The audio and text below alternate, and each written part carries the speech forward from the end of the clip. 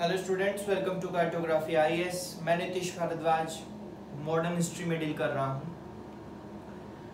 और आप लोगों ने पाया होगा कि पिछली क्लास में मैंने आप लोगों को क्रांतिकारियों के दौर के बाद सीडीएम अर्थात सिविल डिसोबीडिएंट मूवमेंट, सविनय अवज्ञा आंदोलन की रूपरेखा या फिर उसका इतिहास किस प्रकार से बन रहा है, उसमें कांग्रेस की भागीदारी कितनी है, उसमें नेहरू रिपोर्ट के बाद क्या क्या हुआ था, ये सब हम लोग पढ़ने की कोशिश कर रहे थे।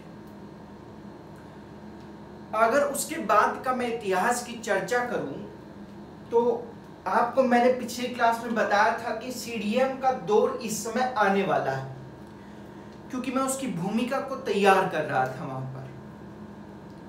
अब हम क्या करने वाले हैं, अब हम सीडीएम पढ़ेंगे, सिविल डिसओबीडिएंट मूवमेंट पढ़ेंगे, सविनय अवज्ञा आंदोलन पढ़ेंगे। और अगर आप इसके नाम पे चर्चा करना चाहते हैं, सविनय अवज्ञा आंदोलन, सिविल डिसओबीडिएंट मूवमेंट, अगर आप इसके नाम पर ही चर्चा करना चाह रहे हैं तो इसका मतलब ये रहा कि हम लोग सविनय मतलब कि सिविलाइज्ड फॉर्म में, बिना हिंसात्मक रूप से, सिविलाइज्ड सविनय अवज्ञा, अवज्ञा मतलब आज्ञा का उल्लंघन करना आंदोलन, अर्थात जो सिविल डिसओबीडिएंट मूवमेंट था इसमें हम लोग अहिंसात्मक या एक सिविलाइज्ड मैनर में ज्यादातर कानूनों को मानने से इनकार कर देंगे। ऐसा ही एक आंदोलन क्या कहलाएगा, सविनय अवज्ञा आंदोलन कहलाएगा। इसकी तुलना अगर मैं नजदीक देखूं, ये किस नजदीक है किस आंदोलन के, तो एक असहयोग आंदोलन चलाया गया था। उस समय भी जब मैं आपको असहयोग पढ़ा रहा था तो मैंने कहा था कि गांधी ने अनाउंस करवाया था कि वकील अपनी वकालत छोड़ दें, बच्चे कॉलेज में जाना छोड़ दें, स्कूल में जाना छोड़ दें, यहां तक कि जो सिविल सर्वेंट्स हैं वे नौकरियां तक त्याग पत्र दे दें नौकरियों से अपना। तो ये सब कुछ मैंने आपको वहां बताया था। ऐसा ही दौर आप एक बार दोबारा देखने वाले हो, और वो किसमें आप लोग देखोगे, तो वो सिविल डिसओबीडिएंट मूवमेंट अर्थात सविनय अवज्ञा आंदोलन में आप ये दौर नया देखने वाले हो, दोबारा देखने वाले हो। सही, इससे पहले मैंने आपको कुछ भूमिकाएं बताई। अंतिम भूमिका इसकी ये थी कि गांधी ने 11 सूत्री मांग रखी, जो आप सभी जानते होंगे। उनका एक न्यूज़पेपर निकलता है, और उस न्यूज़पेपर में गांधी ने एक मांग रखी, 11 सूत्री मांग।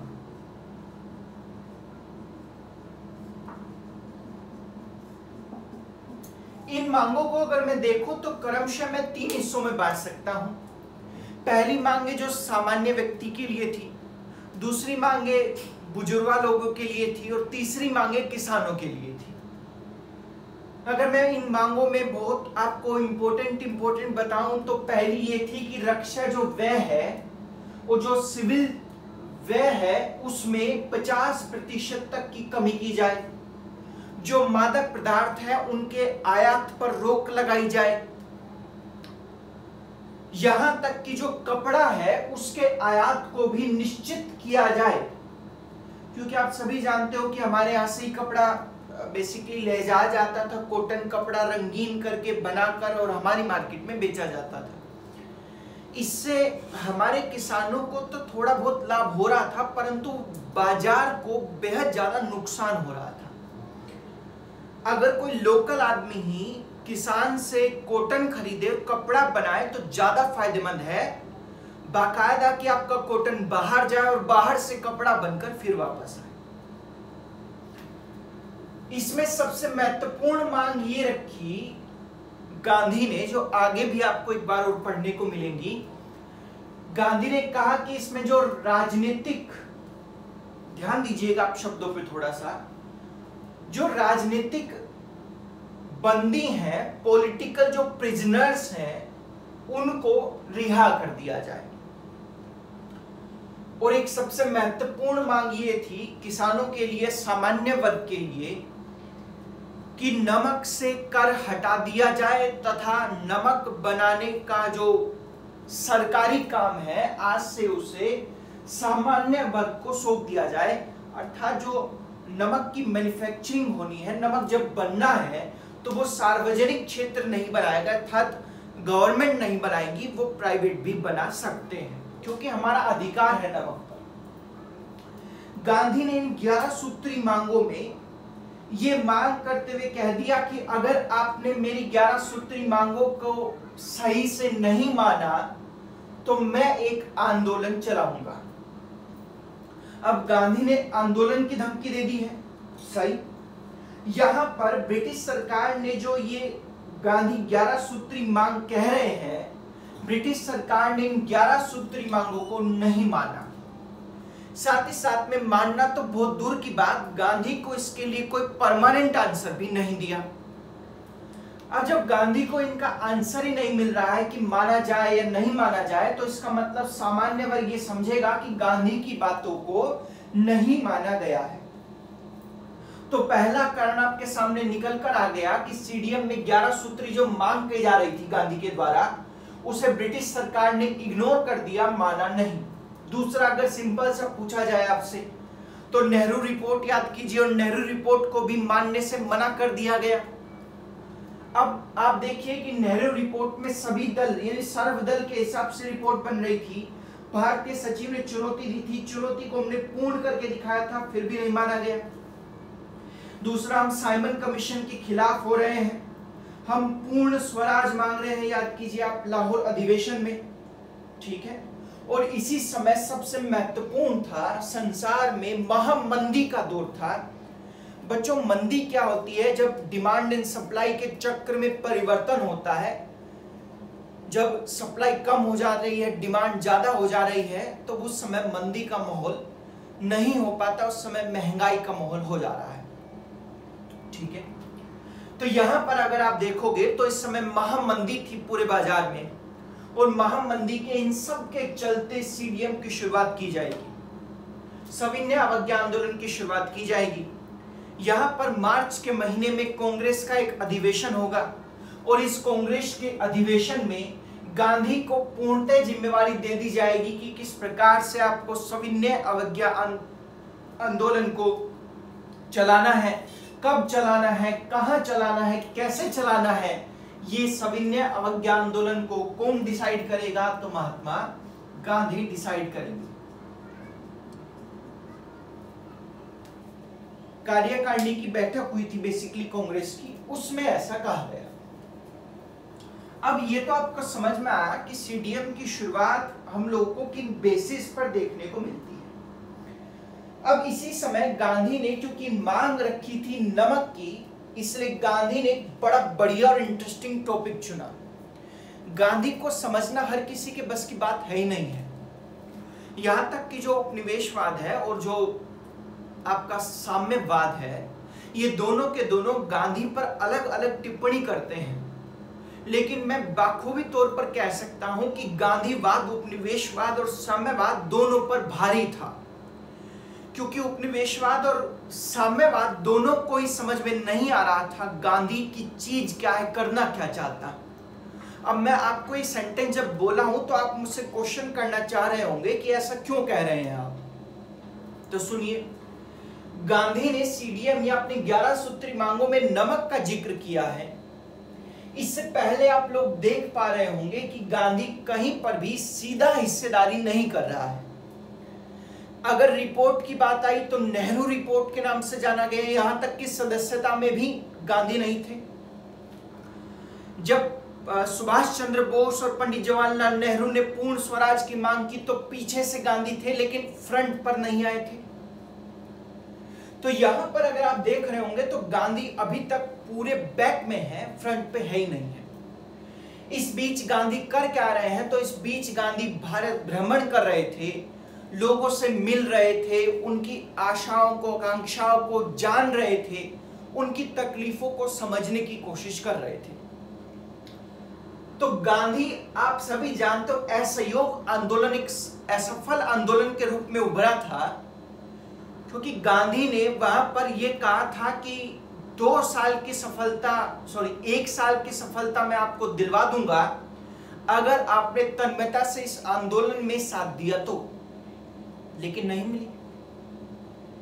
फिर आगे चलकर गांधी हिंदू और मुस्लिम में बट जा रहा था, यानी समाज जो है वो हिंदुओं में अलग और मुसलमानों में अलग बट जा रहा है, क्योंकि हिंदुओं का उस समय आंदोलन चल रहा था टर्की के खिलाफ। टर्की में जो खलीफा पद को बर्खास्त किया गया था वहां की सरकार के खिलाफ, ब्रिटेन सरकार थी उस समय वहां पर, तो खिलाफत कमेटी और खिलाफत आंदोलन चल रहे थे। इधर गांधी हिंदुओं को जोड़ने के लिए असहयोग लेकर आया था, तो इसलिए उनको दोबारा कैसे जोड़ा जाए, तो गांधी ने यहां पर नमक को चुन लिया। अब नमक को ही क्यों चुना? देखिए, नमक एक ऐसी चीज है जो सब्जी में डलता है और अमीर भी खाता है और गरीब भी खाता है। इसका मतलब नमक एक ऐसा मुद्दा है जो अमीरों के भी काम आएगा, या फिर अमीर भी उसमें साथ जुड़ेगा और साथ में गरीब भी जुड़ेगा। अमीर को जोड़ना इसलिए लाभप्रद होगा क्योंकि अगर कोई भी आंदोलन आपको चलाना है तो फाइनेंशियली तौर पर आप मजबूत होने चाहिए। दूसरा, यहां पर गरीबों को इसलिए जोड़ा जा रहा था क्योंकि जब तक शोषित वर्ग नहीं दिखाया जाएगा तब तक जो दूसरे समाज के तबके हैं वो इसके साथ नहीं जुड़ेंगे, यह हमारी बात उच्चता के रूप में नहीं उठ पाएगी। साथ ही मैं इसमें सबसे बढ़िया बात यह मानता हूं कि नमक कानून गांधी का इसलिए सफल होगा, नमक कानून को तोड़ना या दांडी मार्च इसको कह सकते हैं, नमक मार्च इसको कह सकते हैं, इसलिए सफल होगा क्योंकि जो नमक खाया जा रहा है वो एक मुसलमान के द्वारा भी खाया जा रहा है और एक हिंदू के द्वारा भी खाया जा रहा है। इसका मतलब ये रहा कि जो नमक पर कर लगाया जा रहा है, जो ब्रिटिश सरकार या सचिव लगा रहे हैं ब्रिटिश के, तो वो कर एक हिंदू भी अदा कर रहा है और एक मुस्लिम भी अदा कर रहा है। इसलिए गांधी ने इनको साथ लाने के लिए एक ऐसी चीज चुनी जो कि कॉमन होगी। अब आप देख रहे होंगे कि खिलाफत आंदोलन एक ऐसी चीज थी जो केवल मुसलमानों के काम आने वाली थी, तो हिंदू क्यों जुड़े उससे? क्वेश्चन उठा कि नहीं? तो गांधी ने यहां पर नमक कानून तोड़ने के लिए दांडी मार्च किया 1930।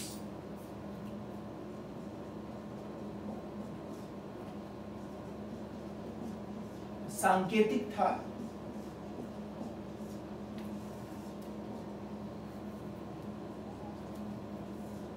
चल अब इस दांडी मार्च को प्री लेवल में क्या क्या क्वेश्चन बना सकता है उसको देखते हैं। ये मार्च शुरू किया गया बच्चों 12 मार्च को,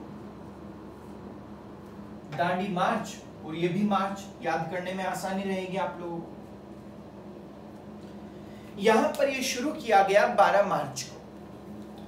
अगर जो आप 12 मार्च से यहां तक की कहानी सुनोगे तो आप लोगों को पूरा पीछे तक का समझ में आ रहा होगा कि किस प्रकार से सीडीएम की भूमिका बन रही थी और गांधी ने इसी सब्जेक्ट को क्यों चुना और क्यों नहीं चुना। क्योंकि गांधी इससे पहले 11 सूत्री मांगों में नमक का जिक्र कर चुका था, इसलिए गांधी ने यहां पर आंदोलन की ख्वाहिश जाहिर की थी कांग्रेस के सामने, और कांग्रेस ने सारा का सारा समर्थन गांधी को दे दिया था। इसलिए गांधी ने दांडी मार्च को 12 मार्च को शुरू किया इसको, और कहां से शुरू किया तो अपने साबरमती के आश्रम से।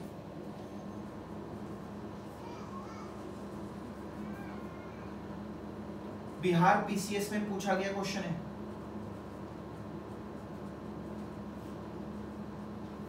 ठीक है जी, यहां पर ये 12 मार्च को शुरू करते हैं तथा 5 अप्रैल यानी कितने दिन हो गए, यहां पर अगर 12 मार्च से 5 अप्रैल तक का देखें तो 24 दिनों में ये 240 किलोमीटर का सफर तय करते हैं।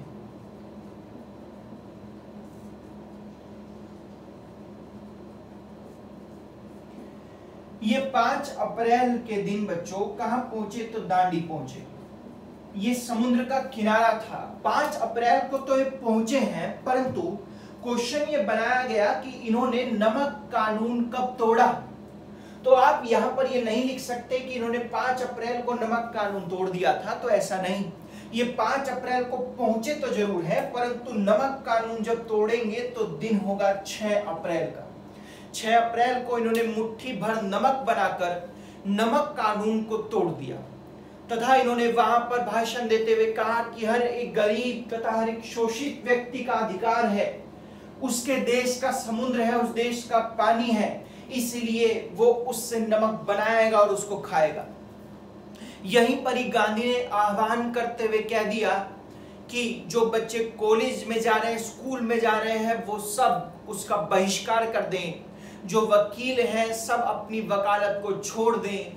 हम लोग कोर्ट में भी न जाएं, उसका भी बहिष्कार करें। एवं अन्य बहुत सारी चीजें गांधी ने असहयोग आंदोलन की तरह ही इसमें भी आपके सामने रख दी। ठीक है, जब गांधी साबरमती आश्रम से 12 मार्च को चला था तो 78 लोग यानी कि 78 लोग जो है उसके साथ थे। आपने देखा भी होगा, पिक्चर आती है एक, गांधी जो है आगे आगे चल रहे हैं लाठी लेकर, तो वो दांडी मार्च की पिक्चर होती है। सही, यहीं पर ही आगे चलकर क्योंकि गांधी जी को गिरफ्तार कर लिया जाएगा, लेकिन गांधी ने इस आंदोलन को रुकने नहीं दिया और उसके बाद 1930 में ही 21 अगस्त वाले दिन सरोजनी नायडू, इमाम साहब और मणिलाल के नेतृत्व में 2000 कार्यकर्ताओं का जो काफिला है वो धरासना के बीच में पहुंचा और वहां पर जाकर उन्होंने इस कानून को तोड़ दिया। इसका मतलब ये निकला कि यहां पर आगे से आगे इस सीडीएम का प्रसार होता रहा। ठीक है, तो आप लोग को याद रखना है बच्चों कि कहां कहां पर क्या क्या हो रहा था। ये मैं मिटा देता हूं।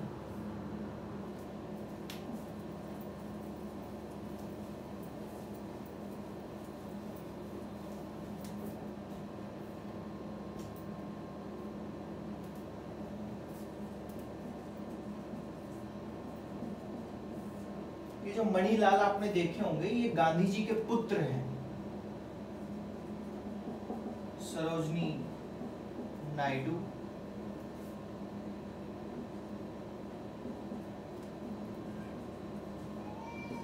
अली इमाम साहब और मणिलाल। 2000 कार्यकर्ताओं के साथ ये पहुंचे और पहुंचकर इन्होंने धारासना में नमक कानून को तोड़ दिया। तो इसका मतलब आपसे क्वेश्चन ये पूछा जा सकता है कि सीडीएम या दांडी मार्च धारासना में किसके द्वारा की गई? तो सरोजनी नायडू, अली इमाम साहब और मणिलाल के द्वारा की गई। कब की गई? तो 21 अगस्त 1930 को की गई थी। यहीं पर ही एक, हालांकि इसकी जो रिपोर्टिंग है बच्चों को एक अमेरिकी पत्रकार ने की थी, वेब मिलर उसका नाम था, आप लोग लिख भी सकते हैं।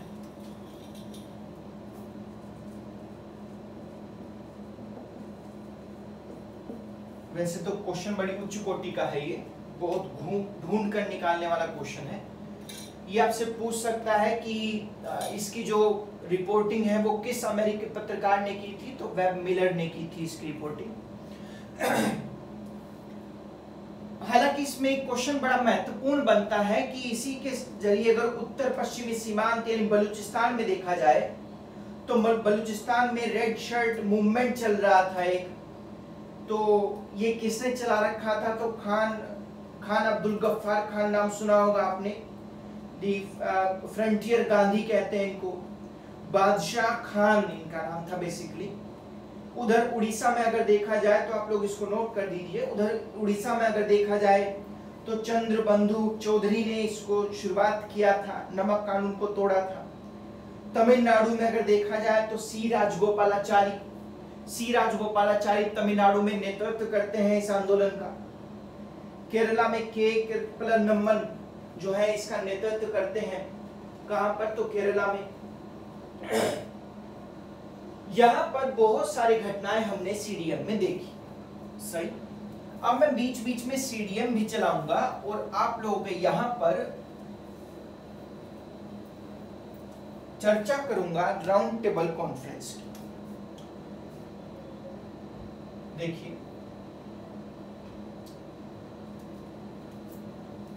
यहां तक आप लोगों को दिखाई दे रहा होगा, शायद नहीं दिख रहा है यहां तक का।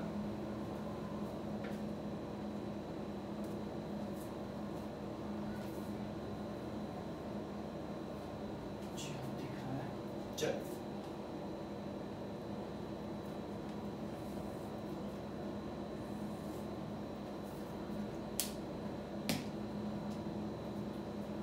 आप सभी जानते हो गोलमेज सम्मेलन 3 हुए हैं। First round table conference, second round table conference and third round table conference. 3 गोलमेज सम्मेलन हुए बच्चों। सबसे पहले क्वेश्चन ये बना कि इन सम्मेलनों की आवश्यकता क्यों पड़ी। तो जो ब्रिटेन का भारतीय सचिव है और साथ ही साथ में वहां के प्रधानमंत्री ये सोच रहे थे कि जैसे ही साइमन कमीशन अपनी संतुति देगा तो उसका विस्तृत रूप समझने के लिए तथा भारतीयों की प्रतिक्रिया को जानने के लिए, साइमन कमीशन की रिपोर्ट को भारत में लागू करने के लिए, भारतीयों को मनाने के लिए हम एक कॉन्फ्रेंस बुलाएंगे जिसका नाम रखेंगे राउंड टेबल कॉन्फ्रेंस।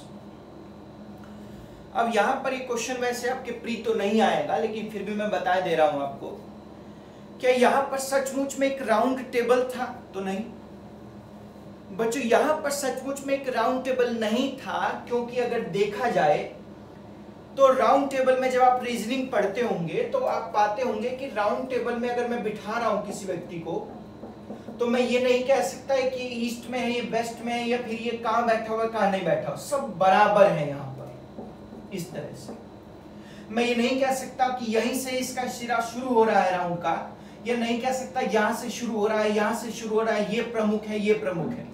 हर व्यक्ति इक्वल राइट्स रखता होगा, इसलिए इसका नाम राउंड टेबल कॉन्फ्रेंस रखा गया था, क्योंकि यहां पर ऐसा अंग्रेज कह रहे थे कि हर किसी को बोलने का इक्वल अधिकार होगा, मांग रखने का इक्वल अधिकार होगा, इसलिए इसका नाम राउंड टेबल कॉन्फ्रेंस रखा गया। ठीक है, इतना आपको समझ में आ गया होगा। तो पहले मैं फर्स्ट राउंड टेबल कॉन्फ्रेंस की बात करूंगा। यहां पर कुछ मैं चर्चाएं करूंगा आपसे, आप बस इसको ध्यान से देखना है, काफी चीजें हमारी राउंड टेबल कॉन्फ्रेंस में ही क्लियर हो जाएंगी। ठीक है, तो पहला राउंड टेबल कॉन्फ्रेंस 12 नवंबर से 19 जनवरी तक को मिलता है आपको। 12 नवंबर 1930 से 19 जनवरी 1931 तक फर्स्ट राउंड टेबल कॉन्फ्रेंस। ठीक, अब अगर आप इस पे ध्यान से देखोगे तो यहां पर आपसे क्वेश्चन बनाएगा प्री लेवल पर कि राउंड टेबल कॉन्फ्रेंस कब हुए। पहला पूछ लेगा कब हुआ, दूसरा पूछ लेगा, तीसरा पूछ लेगा। तो पहला राउंड टेबल कॉन्फ्रेंस कब हुआ, इसका आंसर आपके सामने है, 12 नवंबर 1930 से 19 जनवरी 1930 तक हुआ। ठीक है, सेकंड राउंड टेबल कॉन्फ्रेंस 7 सितंबर से 1 दिसंबर तक मिलता है।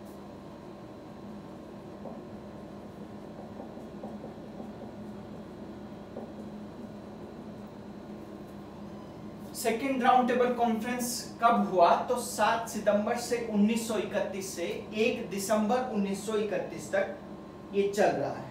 ठीक है जी। फिर थर्ड कब हुआ, तो 17 नवंबर से 24 दिसंबर तक देखने को मिलता है।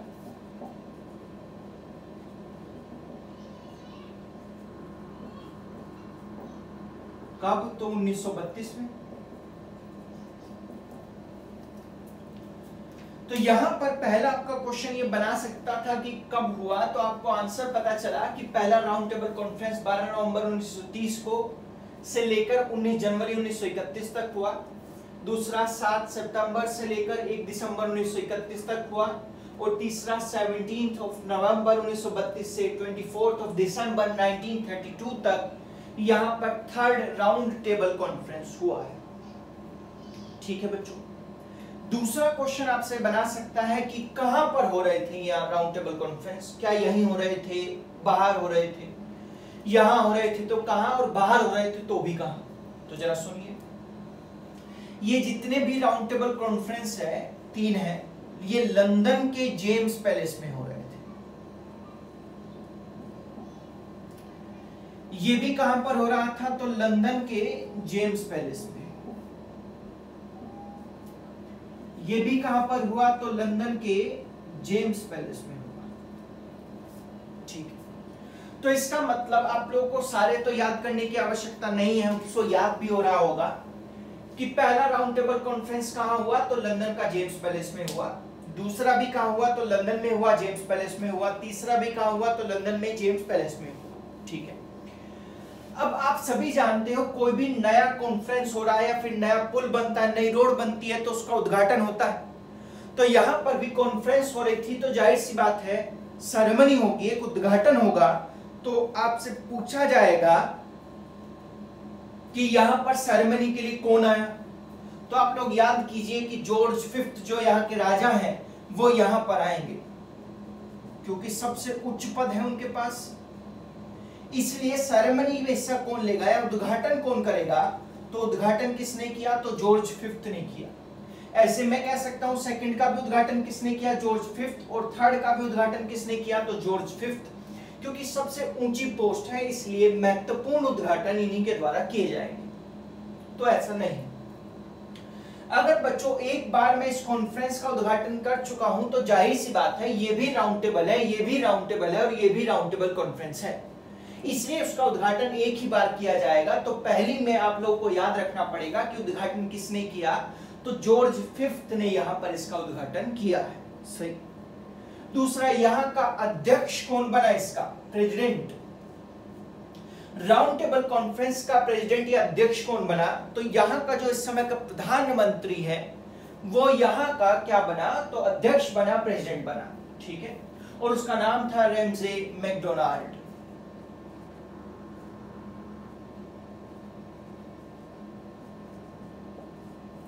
मैं तो इसे मैकडी से याद करता था, मैकडी की फुल फॉर्म मैकडोनाल्ड है, तो आप लोग यहां से इसको याद रख सकते हैं। यहां पर भी मैकडोनाल्ड और यहां पर भी मैकडोनाल्ड। ठीक है जी। तो आप लोगों को याद रहेगा कि इसके अध्यक्ष, तीनों का अध्यक्ष सेम है, कौन रहा, तो मैकडोनाल्ड रहा। ठीक है। अब एक क्वेश्चन ये बनाते हैं हम लोग, मैं इसको मिटा रहा हूं बच्चों क्योंकि मुझे समझाने का इसमें बहुत सारा मैटर है, बोर्ड पे पूरे पे नहीं आ पाएगा, डेट रहने देता हूं आप लोगों को। ये तो थी याद करने की चीजें। अब कुछ समझने की ओर चलते हैं हम लोग, और जब हम समझने की ओर चलेंगे तो आप लोगों को और भी चीजें क्लियर होती चली जाएंगी, विजन बनता चला जाएगा। सुनिए, इसमें क्वेश्चन ये आएगा कि किस किसने भागीदारी की अर्थात पार्टिसिपेशन किया। तो वैसे तो इनको 3 भागों में बांटा गया था, हम भी 3 भागों में बांटेंगे, लेकिन जो किताबों में लिखा हुआ और मेरी जो भाग है वे अंतर है दोनों। वैसे तो हिंदू महासभा, मुस्लिम लीग, कांग्रेस, दलित, रियासतों के जो राजकुमार हैं वे सब भाग ले रहे थे यहां पर, लेकिन मैं मुख्यतः चर्चा करना चाहता हूं मुस्लिम लीग की, कांग्रेस की और दलितों की तरफ से कौन आ रहा था। यहां पर भी जो पार्टिसिपेशन होगा वो 3 के द्वारा ही होगा महत्वपूर्ण तौर पर, वैसे तो होगा तो औरों के द्वारा भी, लेकिन मैं बात करूंगा मुस्लिम लीग की। मुस्लिम लीग को मैं ML लिख रहा हूं बच्चों। ठीक है। दूसरा, कांग्रेस की तरफ से कौन आ रहा है और दलितों की तरफ से कौन आ रहा है, महत्वपूर्ण मुद्दा है, क्योंकि ज्यादातर जो घटनाएं घटेंगी वो दलितों में या फिर कांग्रेस में, मुस्लिम लीग से रिलेटेड ही घटेंगी। इसमें भी भाग लेने वाले में अगर देखा जाए तो यही 3 शब्द मैं जोड़ूंगा, मुस्लिम लीग की तरफ से, कांग्रेस की तरफ से और दलितों की तरफ से। इस प्रकार से मैं यहां पर हिस्से बना रहा हूं। ठीक है, बिल्कुल विजिबल है आप लोगों को एकदम बढ़िया से। तो सुनिए आप लोग, जब फर्स्ट राउंड टेबल कॉन्फ्रेंस हुआ बच्चों, तो आप लोग याद कीजिए जब लाहौर अधिवेशन हुआ था कांग्रेस का, तो लाहौर अधिवेशन कांग्रेस में नेहरू ने पूर्ण स्वराज की मांग रखी थी। पंडित नेहरू को अध्यक्ष बनाया गया था 1929 में। लाहौर अधिवेशन याद कीजिए, आप लोग को याद आ भी रहा होगा, मैंने पूरा पढ़ाया भी था। उसमें एक मांग ये रखी गई थी कि हम लोग राउंड टेबल कॉन्फ्रेंस करेंगे, लेकिन बात करेंगे उसकी योजना पर कि नेहरू की रिपोर्ट जो आई थी उसकी योजना कैसे बनाई जाए। हम लोग इस बात पर बात नहीं करेंगे स्वराज, पूर्ण स्वराज या औपनिवेशिक पूर्ण स्वराज, हम लोग इसके बारे में बात नहीं करेंगे क्योंकि इसके पहले बात हो चुकी है इससे पहले। लेकिन राउंड टेबल कॉन्फ्रेंस का मुद्दा यहां पर यह बात का है कि किस प्रकार से, क्योंकि साइमन कमीशन जो है वो पूर्ण स्वराज या स्वराज के चक्कर में तो था नहीं। उसने तो ये कहा था कि जैसे इस समय की स्थिति है वैसी चलती रहे, गवर्नर या गवर्नर जनरल की पावर्स में कोई कटौती नहीं की जाए। अब यहां पर अंग्रेज राउंड टेबल कॉन्फ्रेंस बुला रहे हैं तो किस लिए? तो इसलिए ताकि साइमन कमीशन की रिपोर्ट को लागू किया जा सके। इसलिए 1929 में लाहौर अधिवेशन में पंडित नेहरू जब अध्यक्ष बने तो पूर्ण स्वराज की मांग के साथ साथ फर्स्ट राउंड टेबल कॉन्फ्रेंस का बहिष्कार करने के लिए कहा गया। अर्थात अब कांग्रेस ने तो बहिष्कार कर दिया तो कांग्रेस की तरफ से कोई भाग नहीं लेगा। इधर आप 1930 में आप देख रहे होंगे कि गांधी ने एक आंदोलन चलाया हुआ है, कांग्रेस ने एक आंदोलन चलाया हुआ है जिसका नाम है सविनय अवज्ञा आंदोलन, सिविल डिसोबीडिएंट मूवमेंट। लेकिन मुस्लिम लीग की तरफ से अगर देखा जाए तो मोहम्मद अली जिन्ना यहां पर चले गए,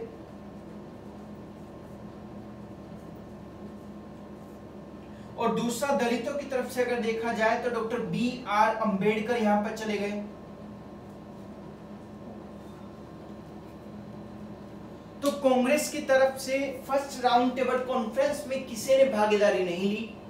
मुस्लिम लीग की तरफ से मोहम्मद अली जिन्ना गए तथा दलित की तरफ से डॉक्टर B.R. अंबेडकर भाग लेने के लिए गए। अब यहां पर जब इतना ही सब कुछ हो रहा था तो रैमसे मैकडोनाल्ड जो है यहां पर, इसने हमारे वॉयसरॉय इरविन, आप उससे पहले भी जानते होंगे कि इरविन ने घोषणा की थी, मैं उस समय वॉयसरॉय कह चुका था उनको। इस समय भारत के वॉयसरॉय था इरविन। इरविन को फोन किया गया और कहा गया कि अगली राउंड टेबल कॉन्फ्रेंस में गांधी मुझे चाहिए तथा कांग्रेस की तरफ से मुझे लोग चाहिए। आप कांग्रेस को इतनी आसानी से इग्नोर कर ही नहीं सकते क्योंकि भारत का सबसे बड़ा राजनीतिक दल था कांग्रेस।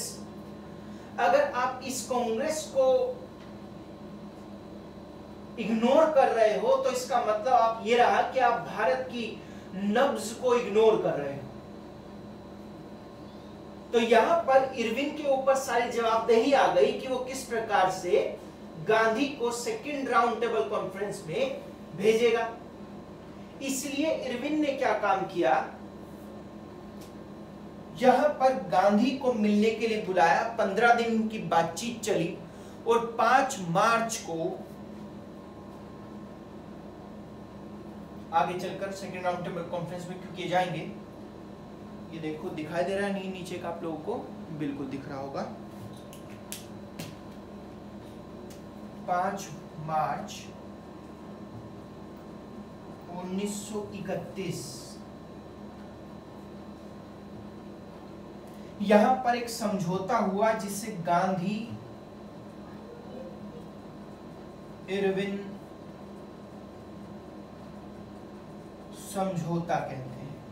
ठीक है, यहां पर मुख्यतः मांग मैं आपको बताऊं तो मुख्यतः मांग क्या थी। पहली मांग जरा सुनिए, गांधी ने पहली मांग ये रखी कि आप राजनीतिक जो प्रतिद्वंदी हैं या राजनीतिक जो बंदी हैं उनको छोड़ दिया जाएगा। ठीक है, हिंसात्मक नहीं, राजनीतिक बंदी कह रहा हूं, पॉलिटिकल प्रिजनर्स कह रहा हूं। दूसरा, नमक कानून को समाप्त किया जाएगा, नमक कर को समाप्त किया जाएगा, ये गांधी की मांग थी। इरविन ने कहा कि आप सेकेंड राउंड टेबल कॉन्फ्रेंस में कांग्रेस के साथियों के समेत भाग लेने जाएंगे। ठीक है, और जो आपने सिविल डिसओबीडिएंट मूवमेंट चला रखा है इसको स्थगित करेंगे क्योंकि इधर की व्यवस्था खराब हो रही थी। तो यहां पर इस प्रकार से एक समझौता हुआ है। खैर 2 मांगे नहीं मानी गई इसमें गांधी की। एक मांग उनमें से यह भी थी कि भगत सिंह तथा उसके साथियों को रिहा कर दिया जाए, उनको फांसी ना दी जाए। इस बात को इरविन ने मानने से इनकार कर दिया। तो ये सब कुछ यहां पर चला, ये 4 मांगे उठाई गई। तो गांधी इस मांग में, इस समझौते में यहां पर बेबस हो गए कि उनको कहां पर भाग लेना है, तो सेकंड राउंड टेबल कॉन्फ्रेंस में भाग लेना है। ठीक है, इसी बीच यहां पर एक लाहौर में सेशन हो रहा था कांग्रेस का। तो जब सेशन होगा तो गांधी यहां पर जाएंगे, तो जो युवा पंजाब युवा दल के नेता थे उन्होंने गांधी को काली पट्टी दिखाई, क्योंकि वे भगत सिंह को नहीं बचा पाए, ऐसा उनका मानना था। सही, लेकिन सेकंड राउंड टेबल कॉन्फ्रेंस 7 दिसंबर 1931 से 1 दिसंबर 1931 तक चला, और उसमें मुस्लिम लीग की तरफ से फिर से कौन भाग लेने आया, तो मोहम्मद अली जिन्ना।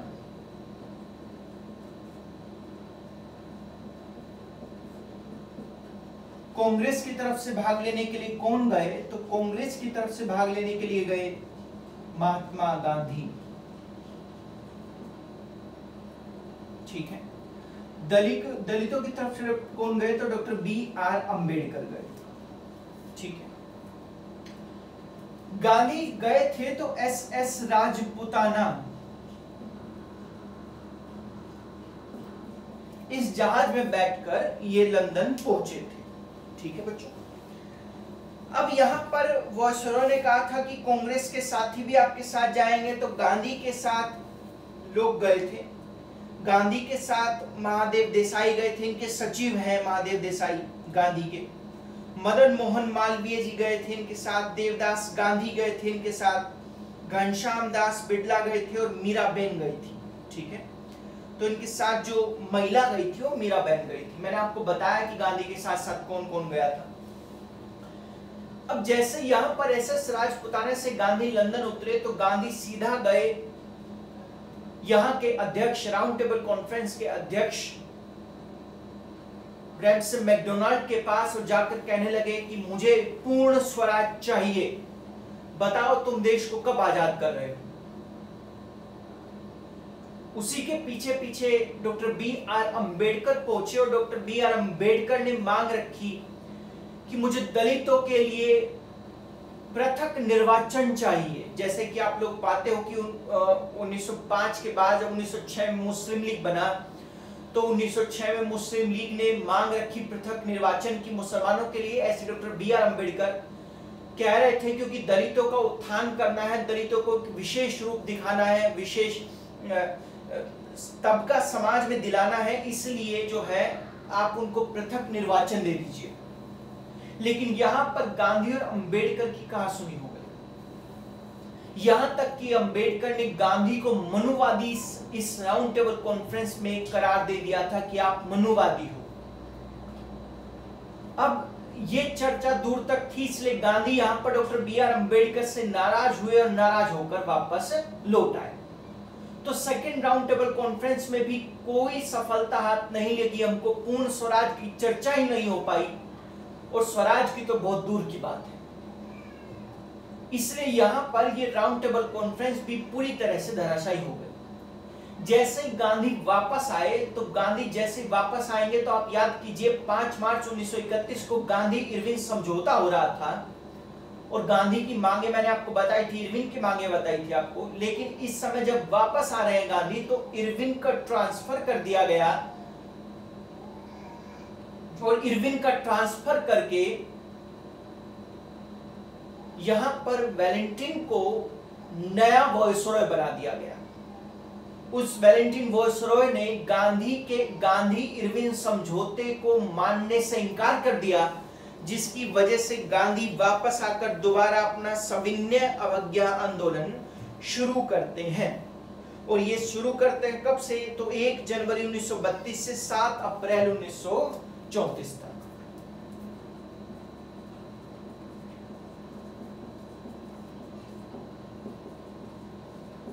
ये क्या है, तो CDM सिविल डिसओबीडिएंट मूवमेंट फेज 2 है बच्चों। वो आपसे पूछ सकता है गांधी का एक मात्र ऐसा आंदोलन जो 2 फेज में चलाया गया, तो सिविल डिसओबीडिएंट मूवमेंट कब, एक सेकंड राउंड टेबल कॉन्फ्रेंस से पहले और दूसरा सेकंड राउंड टेबल कॉन्फ्रेंस के बाद। ठीक है, लेकिन इसको गांधी को यहाँ पर गिरफ्तार कर लिया गया, नेता नहीं था, इस वजह से हमने यहाँ पर कोई भी ये ज्यादा आगे नहीं बढ़ पाया। ठीक है, इसी समय 16 अगस्त 1932 को बच्चों, मैं इधर लिख रहा हूं, ठीक है, या फिर थर्ड राउंड टेबल कॉन्फ्रेंस को बाद में समझाता हूं मैं आपको, यहां पर लिख देता हूं 16 अगस्त 1932।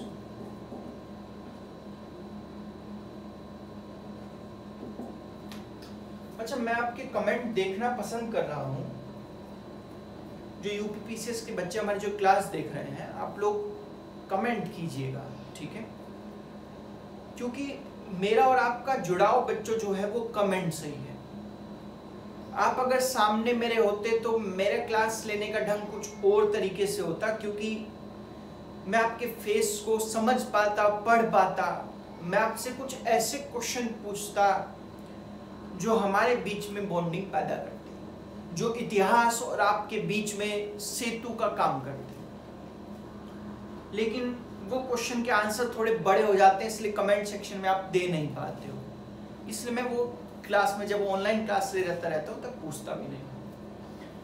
एक क्वेश्चन आपसे पूछता हूं कि जब यहाँ पर गांधी और अंबेडकर के बीच में कहासुनी हो रही थी, तो सबसे ज्यादा मजा किसको आ रहा होगा?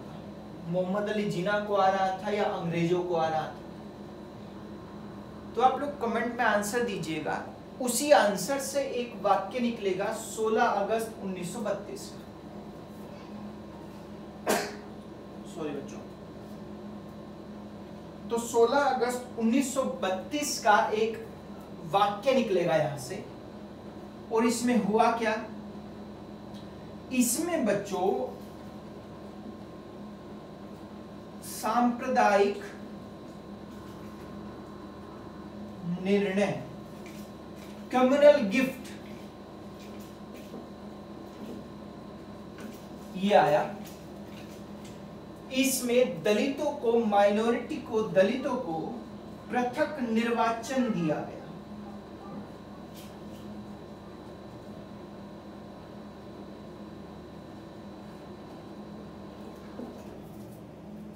अब गांधी जी जो थे पृथक निर्वाचन के खिलाफ थे, क्योंकि हम बंगाल को देखकर इससे पहले आ चुके थे, इसलिए अपने इतिहास से हम कुछ सीख ले रहे हैं। इसलिए जब 16 अगस्त 1932 को यहां पर कम्युनल राइट्स की गिफ्ट की घोषणा की गई और पृथक निर्वाचन की बात की गई, तब आगे चलकर गांधी 20 सितंबर 1932 को आमरण अनशन पर बैठे। 20 सितंबर 1932 आमरण अनशन।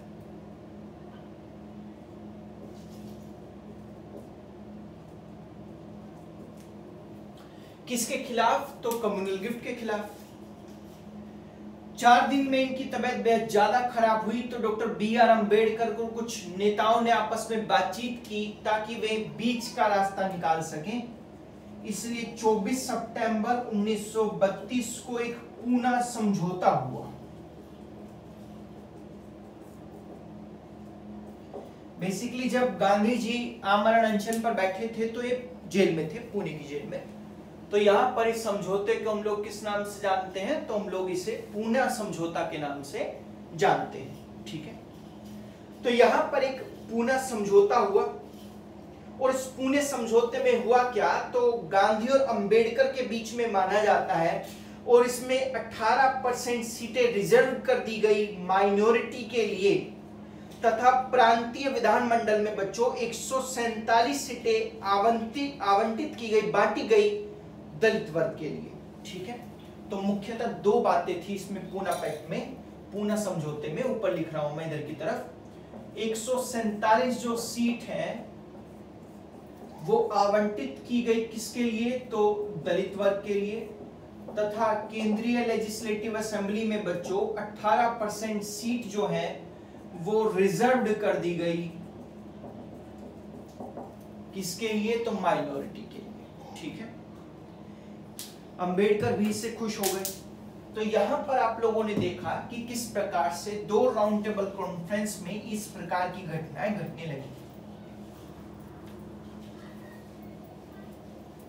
तो जो मैंने पूछा बच्चों उसका आप लोग आंसर दीजिएगा, मैं आपका कमेंट पढ़ूंगा, ठीक है। मैं आपसे एक क्वेश्चन और पूछूंगा, उसका भी आप लोग आंसर देना, मैं वो भी कमेंट आप लोग का पढ़ूंगा, ठीक है। क्योंकि मेरे और तुम्हारे जुड़ने का रास्ता बस एक ही है, कमेंट। तो हम लोग कमेंट के सहारे से ही एक दूसरे से बातचीत करेंगे, ठीक है बच्चों।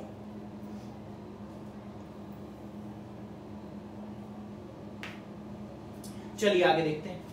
अब मैं थर्ड राउंड टेबल आपको कॉन्फ्रेंस पढ़ा देता हूं। कब हुआ है तो मैं बता चुका हूं, कहां हुआ ये भी बता चुका हूं, अध्यक्ष कौन बना ये भी बता चुका हूं मैं आप लोगों को, ठीक है। अब थर्ड राउंड टेबल कॉन्फ्रेंस में पढ़ा रहा हूं आप लोगों को, क्योंकि बोर्ड पे जगह नहीं बची थी इसलिए अलग से पढ़ाना पड़ रहा है। वैसे तीनों एक साथ ही पढ़ाता तो ज्यादा अच्छा रहता, लेकिन कुछ मजबूरियां हैं जिनके साथ सहमत होना पड़ता है। कांग्रेस की तरफ से कौन आया, मुस्लिम लीग की तरफ से कौन आया, दलित की तरफ से कौन आया, कोई नहीं। मुस्लिम लीग की तरफ से आगा खां आया। आप लोगों ने देखा आगा खां आया, टर्की था ये, और आप लोगों ने इसको पाया कि पहले दो राउंड टेबल कॉन्फ्रेंस में मोहम्मद अली जिन्ना भाग ले रहा था, परंतु आगा खां ने इसमें भाग लिया, और दलितों की तरफ से डॉक्टर BR अंबेडकर आए। तो आपसे यहां पर दो क्वेश्चन बना सकता है कि तीनों राउंड टेबल कॉन्फ्रेंस में किस व्यक्ति ने भाग लिया है, तो डॉक्टर BR अंबेडकर ने तीनों में भाग लिया। किस दल ने, राजनीतिक संगठन ने भाग लिया है तीनों राउंड टेबल कॉन्फ्रेंस में, तो राजनीतिक संगठन कांग्रेस है या मुस्लिम लीग है, तो मुस्लिम लीग ने यहां पर तीनों में भाग लिया। परंतु दो में शुरुआत में मोहम्मद अली जिन्ना रहे हैं और आगा खां तीसरे में रहे हैं, ठीक है। यहां पर बच्चों भारत सरकार अधिनियम 1935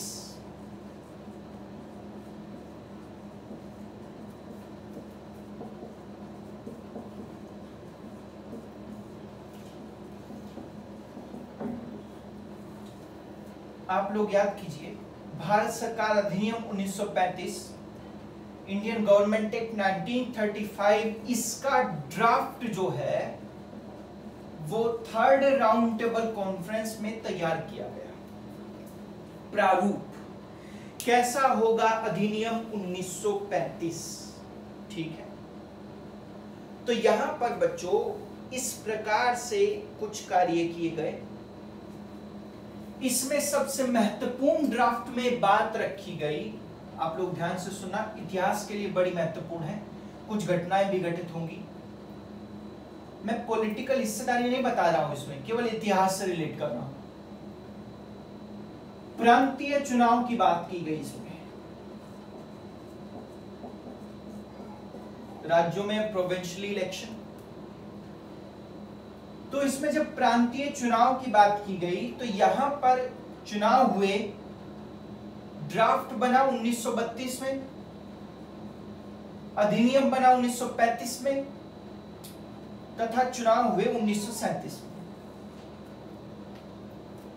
11 प्रांतों में मुख्यतः चुनाव हुए, उसमें से 8 प्रांत में कांग्रेस ने भारी जीत हासिल कर ली और 3 प्रांत मुस्लिम लीग और अदर्स के हाथों में गए।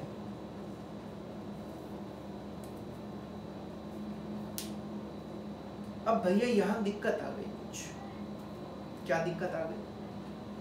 मैंने कांग्रेस से मुस्लिम लीग एंड अदर्स इसलिए लिखा है क्योंकि कांग्रेस नहीं थी, कुछ एक सीट पर मुस्लिम लीग जीती थी और 2 पर अदर्स जीते थे, नॉन कांग्रेस कह सकते हो उसको। अब यहां से दिक्कत निकल के आ रही है बच्चों, आप लोग ध्यान से देखना जरा। 1932 में एक ड्राफ्ट तैयार हुआ, उस ड्राफ्ट में कहा गया कि प्रांतीय चुनाव होंगे। इसको हमने एक्ट बना दिया 1935 में, जिसे भारत सरकार अधिनियम 1935 कहा जा रहा है, और इसको इंप्लीमेंट किया गया 1937 में जब चुनाव हुए। उस 11 प्रांतों में से 8 कांग्रेस भारी बहुमत से जीती और 3 में नॉन कांग्रेस जीती। मुस्लिम लीग यहां पर सिंध, बलूचिस्तान, बंगाल, असम, बिहार, उड़ीसा पूर्वी बंगाल, इन सब को अगर देख रहा था तो यहां पर मुस्लिम बहुलक के क्षेत्र के रूप में इनको देख रहा था, मांग भी उठा के आ चुका है। लेकिन यहां पर मुस्लिम लीग जब चुनाव में गया तो उन्हीं स्थान पर मुस्लिम लीग हार गया। अब आप आधार देखिए मुस्लिम लीग का। 1906 में जब इसका गठन किया गया मुस्लिम लीग का, तो नाम ही केवल धर्म विशेष के नाम पर रखा गया, परंतु आज तक 1906 में गठित होकर 1937 तक ये उस प्रमुख धर्म विशेष को लुभाने में पूरी प्रकार से असमर्थ रहा है।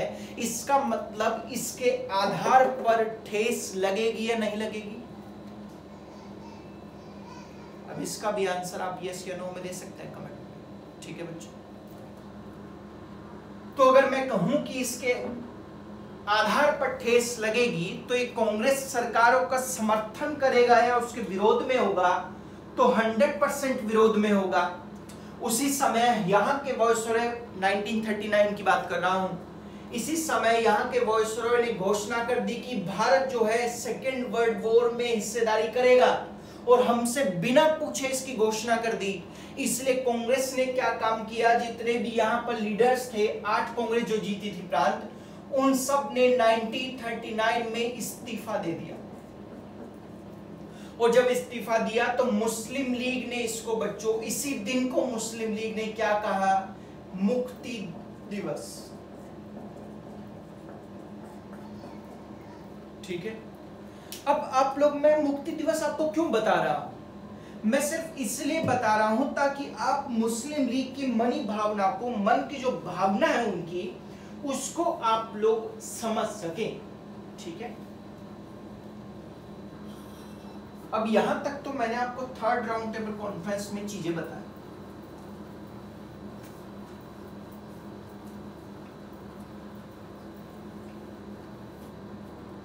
एक क्लास और लूंगा हिस्ट्री की इसके बाद में, फिर आपका इतिहास 1947 तक उस क्लास में पहुंच जाएगा बच्चों, ठीक है।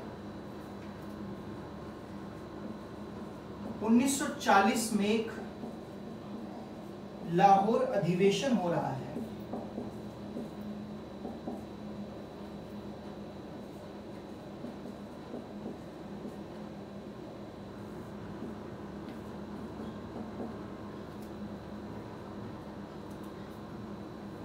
क्या था ये मुस्लिम लीग का एक अधिवेशन था, 1940 में लाहौर में हो रहा था, और इसके अध्यक्ष बनाए गए मोहम्मद अली जिन्ना।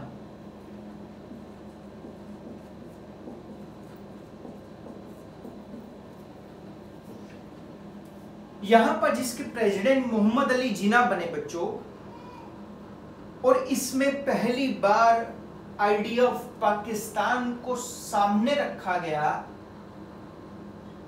तथा अलग से निर्वाचन, साथ ही साथ में अलग से पृथक राष्ट्र की मांग कर दी गई।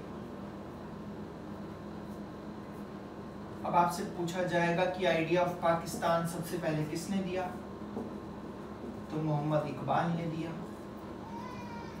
पहली बार शब्द पाकिस्तान किसने दिया, तो चौधरी रहमत अली ने दिया।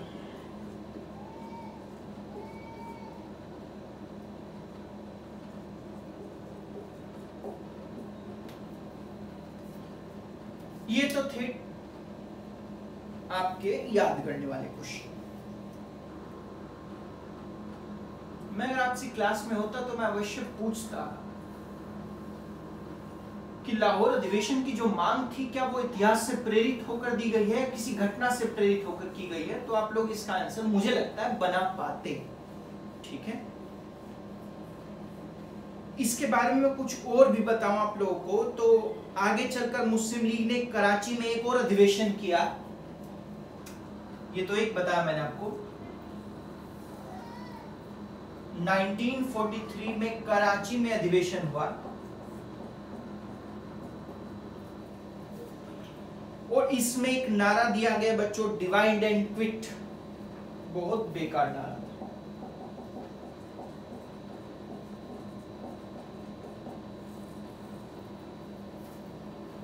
1943 में कराची में मुस्लिम लीग ने फिर से एक नारा दिया, डिवाइड एंड क्विट। इस नारे से आपको समझ में ही आ रहा होगा कि चल क्या रहा है, ठीक है।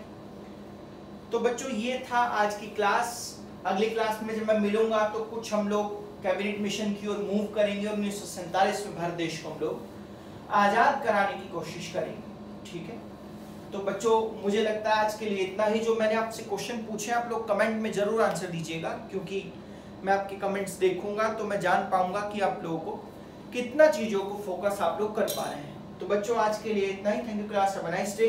हमारे साथ जुड़े रहिए तथा इस वीडियो को लाइक कीजिएगा।